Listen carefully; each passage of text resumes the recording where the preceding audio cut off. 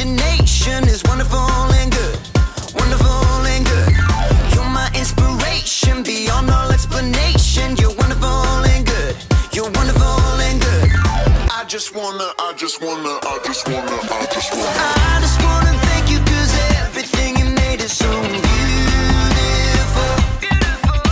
Every single star and every beat of my heart, and it's beautiful.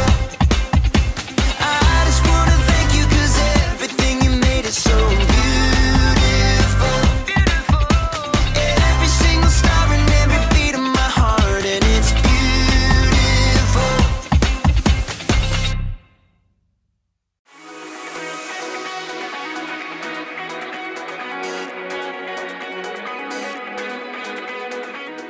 Hey everybody, I'm Graham, candy connoisseur, and I'm here to talk about individuality. Individuality is discovering who you are meant to be so that you can make a difference. Every single one of us is an individual. We were all made by God in our own unique ways. When you look at yourself in a mirror, you can see all the work that went into making every little detail. I see you! And it's not just what you look like that makes you an individual. Your whole personality sets you apart from everyone else in the world. You should really look at yourself sometime. Really look at yourself inside and out. Like when I look at myself, I think I'm pretty cool. Like a big bowl of ice cream. And there are things about myself that I like. I love that I'm good at problem solving. I have this ability to understand when something is wrong and immediately think of ideas to fix it. Oh, and I like that I'm funny. Like, have you ever heard of this one? Knock, knock. Oh, right. I need someone in the room for that joke. Anyways, the punchline is, I didn't know you could yodel.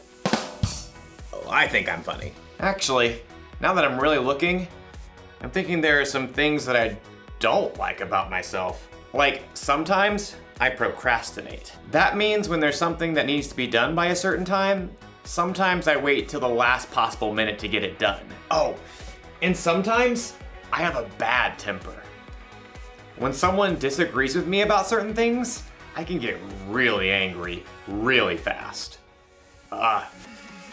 And sometimes, not all the time, but sometimes I can be really selfish.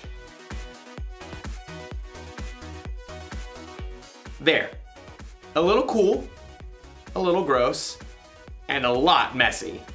That's how I can see myself sometimes. Maybe you see yourself that way. Well, after today's story, you might discover that there's a whole new way to see yourself. Yeah, right.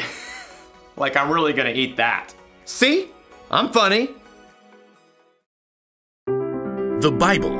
It's 66 books of history, stories, letters, and poetry that fit together to form God's one big story. The epic adventure of how He created us and loves us so much that He made a way to rescue us.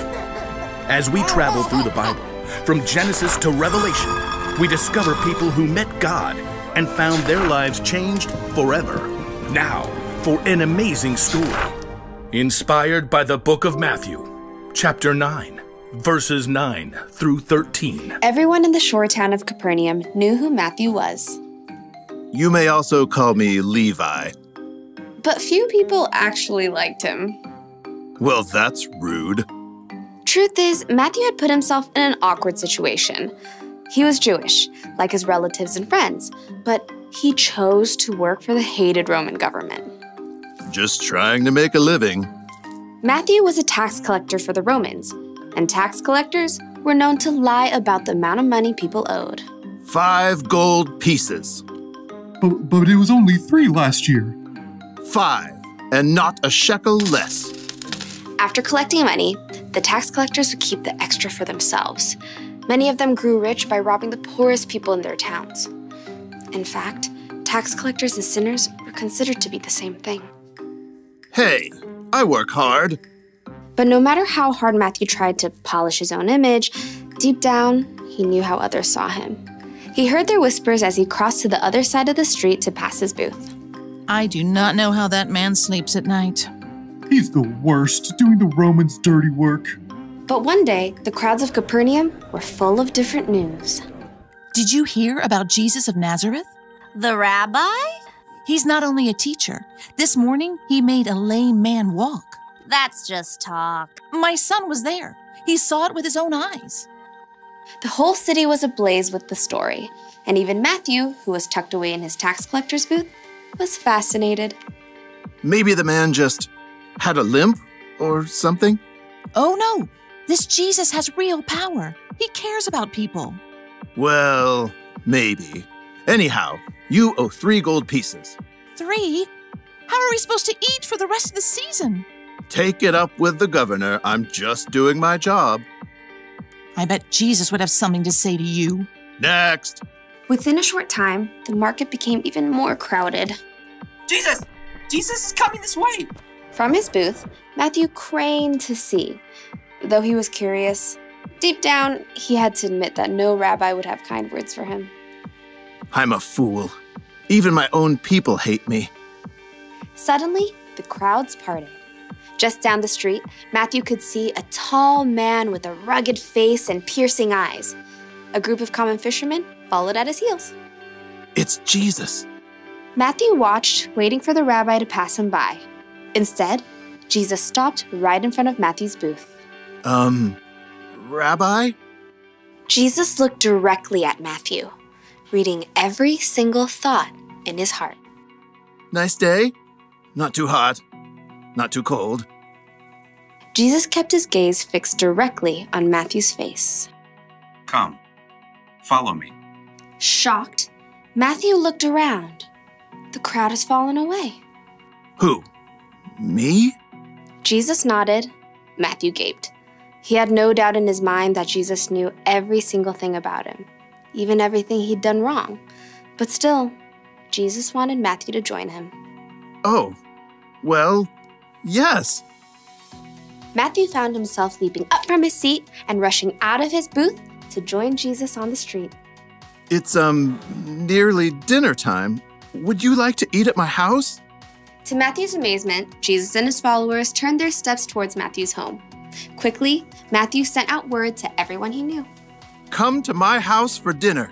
Matthew, who had expected to eat alone, found himself hosting the most famous rabbi in town for dinner, along with a ragtag group of fishermen, tax collectors, and other outcasts. Jesus doesn't care what I've done. He thinks I can be better, that I'm worthy to follow him. But while Matthew rejoiced to discover his brand new identity, the city's religious leaders were horrified by what Jesus had done. They sidled up to Jesus' disciples. Why does your teacher eat with tax collectors and sinners? You know, that's a great question. Jesus overheard the religious leaders and answered the question himself. Those who are healthy don't need a doctor. Sick people do. I have not come to get those who think they are right with God to follow me. I have come to get sinners to follow me. Preposterous. From then on, Matthew followed Jesus everywhere. With his own eyes, he had seen more of the things that Jesus had done than nearly anyone else. Near the end of his life, he wrote down all the stories he had witnessed and gathered so that others too could know Jesus.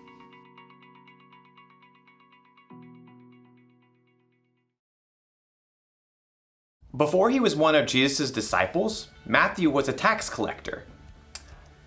Tax collectors were kind of known for cheating people out of their money. Other people would have called Matthew a sinner, and it would have been true. Matthew, like everyone else in the world, sinned, which means he did things that God wouldn't want him to do. I wonder if Matthew saw himself this way. A little gross, a little messy.